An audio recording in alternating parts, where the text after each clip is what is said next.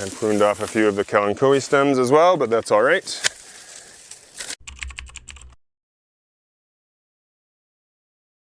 Aloes provide fantastic color during this time of year, but as you can see, we have a number of them that have finished flowering, and I would rather that the plant saves its energy rather than putting it into creating seeds.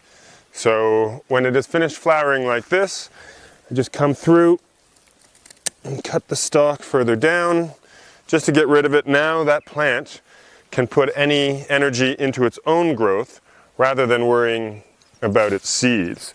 So this is another quick task that can be done at this time of year and saving the plant energy, but also kind of cleaning up the look of some of these plants as well. As these get older and start to dry, they can look a little bit tatty.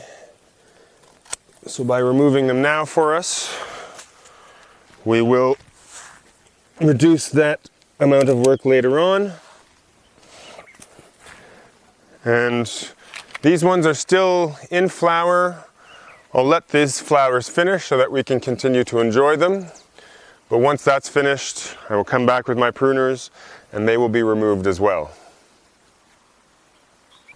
So not just with the aloes, this is a kalanchoe species, so I will also just remove the tops of these just to kind of clear up the look of the plant. It's not going to rebloom following this, but it will then mean that when the plant shoots back into its active growth phase as the weather gets warmer and the rains come back, that it will just shoot back into rains and we don't have to then kind of try doing this around new growth. What you can do with this shrub as well, if one really wants, is you can actually cut a lot of these stems right back to the base and rejuvenate it that way. Let it regrow from the base. If you don't like that kind of sprawling look to what it has developed here at the moment. That way you can also generate new material for cuttings if you want to grow and propagate more of these. But for now, just for our purposes, I'm just going to be removing off the old flower stalks so that they can be composted and that this will look a little bit cleaner. The grasses here is purple fountain grass. It looks fantastic in the rains, but as you can see now, it's kind of looking a little straggly. As we've hit a little bit more higher winds in the last few weeks, it's been beaten around a bit. A lot of the stalks have now dried and it's not looking quite as nice. So what I'm going to do here is this one will just be cut right by the base. And that way, this clump can regrow. And that new growth will resuscitate the look of the plant.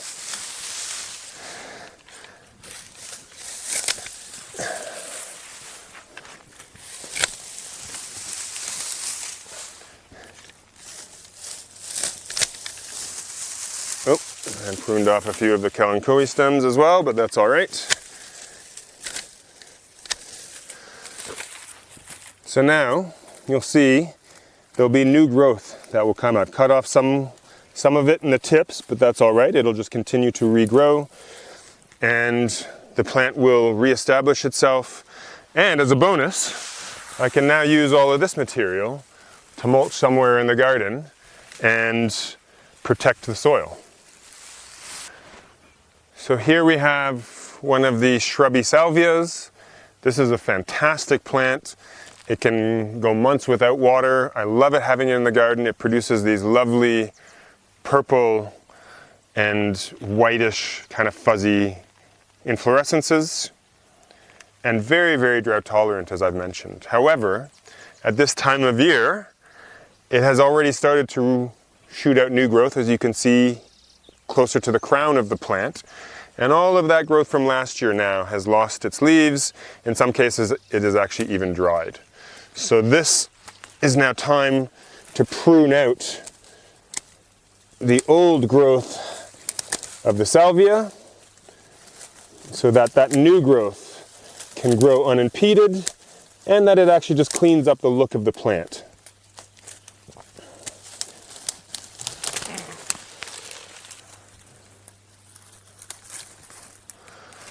So now we've cleaned up that old growth.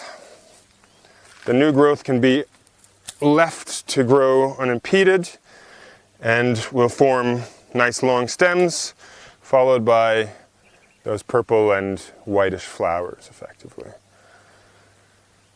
This would be also the time of year with this, if you wanted to propagate this, to take cuttings, and that is easily just taking it at a node.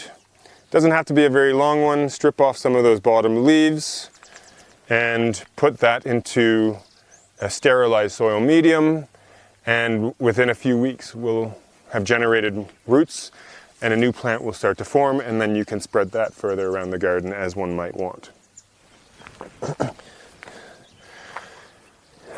All right. Now, this material here is not as easily able to be mulched. First and foremost, it doesn't create much bulk. It doesn't really cover the soil very well, as you can see. I can't exactly put it in such a way to allow that to happen. So this I would either throw into the compost to allow it to compost down eventually, or actually as it's dry, I might even use it as a kindling of sorts, just to start lighting a fire, where these very thin stems will catch and burn quite quickly, allowing the larger stuff to then be able to be lit as this burns slowly.